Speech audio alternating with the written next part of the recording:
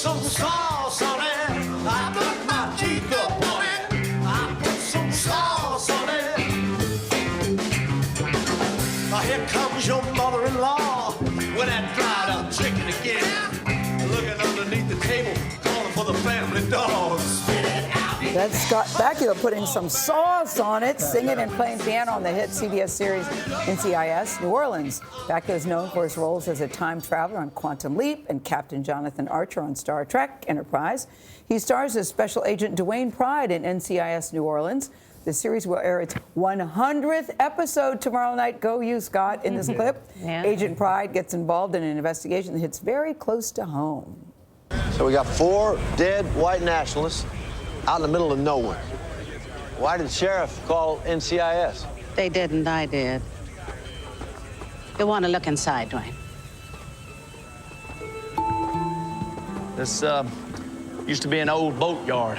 Ran out of business a few years ago. Looks like someone used this container for storage. Storage for what? A bunch of kids' toys? Not just any kid.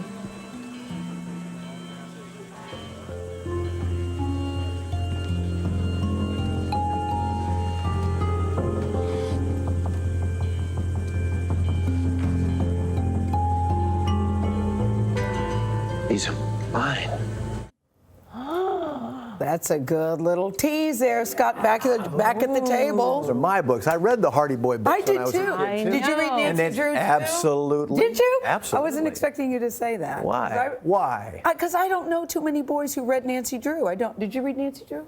I think so. You did? But I can't remember whether I read them in real time or read them, later. I love the Hardy Boys and Nancy Drew and Bobbsey Twins, all that good stuff. Yeah. But we're going to talk about you. Oh, okay. All right. Let's start with the 100th episode, because this is a big deal for you, Scott. This is quite a milestone, so bravo. It is. Thank you very much. What does it mean to you? Well, I've never gotten here before. I've been on a lot of shows that I've guested on shows. How close did you get? Quantum Leap was 97 hours. Enterprise was 98 hours. So I was very superstitious when we got close to 100 that we weren't going to get there. And of course, 2 days before we almost finished our 100th episode, a hurricane was coming up the Gulf, and it was headed for New Orleans. I said, "This is ridiculous. It's going to wipe out the studio. There's going to be a flood. I'm still not going to get to 100." So, but now you're saying the show and you have reached your creative stride. What does that mean exactly when you say that? Well, shows take a long time to figure themselves out and characters out, and we have unfortunately had a lot of ups and downs in our 4 years. We've lost people.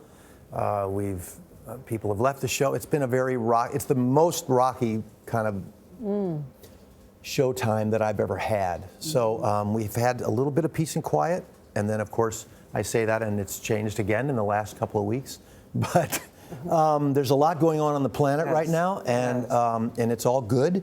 It's change and things need to happen.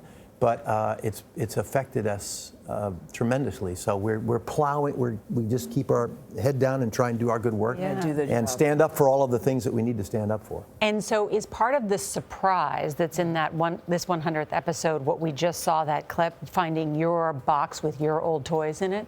That's part of the surprise, yeah. At the beginning of the season, at the end of last season, I was shot 3 times.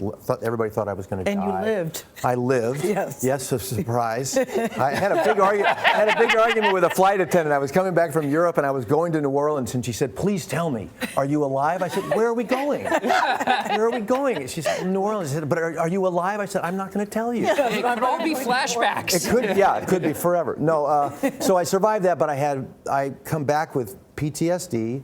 I had a near-death experience.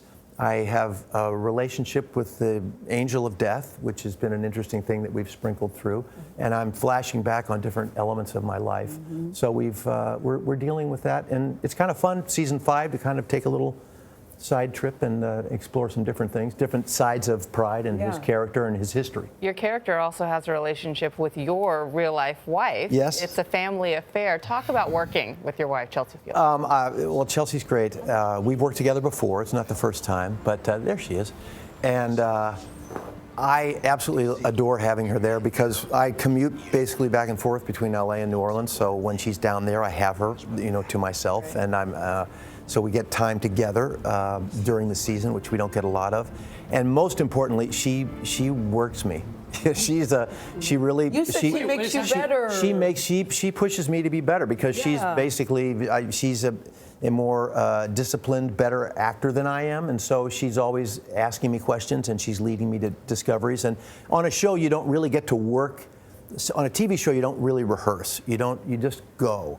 And so because we live together, we can talk about things. We can fly on the plane and talk about a scene and what do you want to do and what do you. So we get a lot more opportunity to explore things, and in that exploring, I do better work. Well, Scott so Bakula. I'm very lucky. You look good together. But I wonder when husband and Congratulations. wives are together, when you're looking at each other, are you really looking because you really know her, or are you acting?